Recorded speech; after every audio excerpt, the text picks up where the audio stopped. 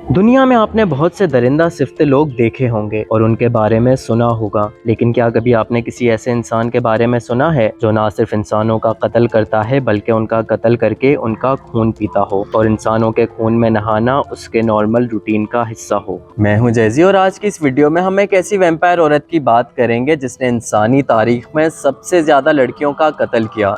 पहले तो ये नौजवान लड़कियों का कत्ल करके उनका खून पीती थी और फिर उन्हीं के खून से नहाती थी। ये कहानी 16वीं सेंचुरी की एक अमीर कबीर खातून की है जिसका नाम था एलिजाबेथ बैथरी और उसका ताल्लुक हंगरी से था। 1560 में एलिजाबेथ बैथरी की फैमिली ट्रांसिल्वेनिया के कुछ हिस्सों पर हुकूमत करती थी। ट्रांसिल्वेनिया एक ऐसी जगह है जिसका जिक्र शुरू से ही वैम्पायर्स और ड्रैकुला के अफसानों में किया जाता रहा है।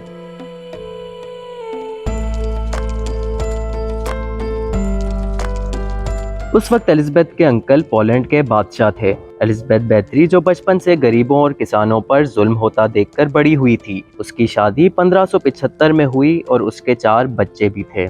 एलिजाबेथ की सफाकियत की दास्तां उस वक्त शुरू हुई जब इसके शोहर का इंतकाल हुआ और इसका सबसे पहला शिकार एक किसान लड़की थी। एलिजाबेथ ने अपने चंद मुलाजिमों की मदद से उसे पहले किडनैप किया और बड़ी बेदर्दी के साथ उस लड़की को उस वक्त तक टॉर्चर करती रही जब तक उसकी जान नहीं निकल गई। लड़की की मौत पर एलिजाबेथ इतनी खुश हुई कि खुशी से उस लड़की का खून पिया और फिर वहीं उसी के खून में नहाने लग गई। कुछ लोगों का कहना यह है कि एलिजाबेथ बैथरी को बचपन से ही मिर्गी के दौरे पड़ते थे और उस वक्त इस बीमारी का इलाज ये था कि किसी सेहतमंद इंसान का थोड़ा सा खून लेकर फेस पर रब किया जाए या उसका खून फेस पर इंजेक्ट किया जाए। शायद मिर्गी के दौरों से बेजार एलिजाबेथ बैथरी को अपने इलाज का एक यही वाहिद रास्ता नजर आ रहा था। एलिजाबेथ जिन लड़कियों का कत्ल करती थी वो सब गरीब और लाचार थीं। उनकी सुनने वाला कोई नहीं था। वहीं एलिजाबेथ एक अमीर और पावरफुल खातून थी जिसके खिलाफ आवाज उठाने की कोई गरीब जुर्रत भी नहीं कर सकता था। एक दिन कुछ पढ़े लिखे और नामवर लोगों को एलिजाबेथ के महल में बुलाया गया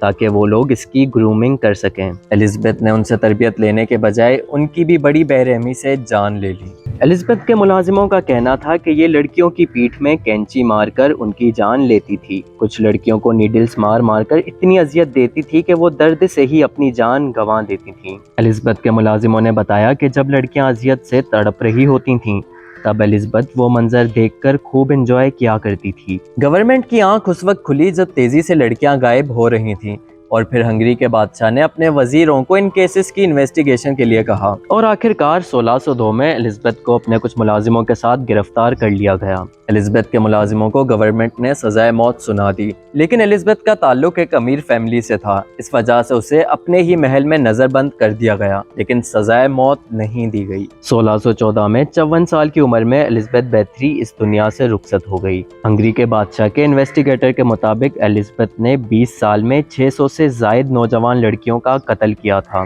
एलिजाबेथ तो इस दुनिया से चली गई, लेकिन तारीख के पन्नों में इसका नाम अब तक की सबसे सफाक तरीन खातून के नाम से लिख दिया गया है और आज भी इसका नाम Guinness book of world record के क्यूरियस केस की बुक में सबसे ज्यादा प्रोमिनेंट है। इसी तरह की मजीद स्टोरीज देखने के लिए OMG कहानियों के पेज को फॉलो करें और YouTube चैनल को सब्सक्राइब करें।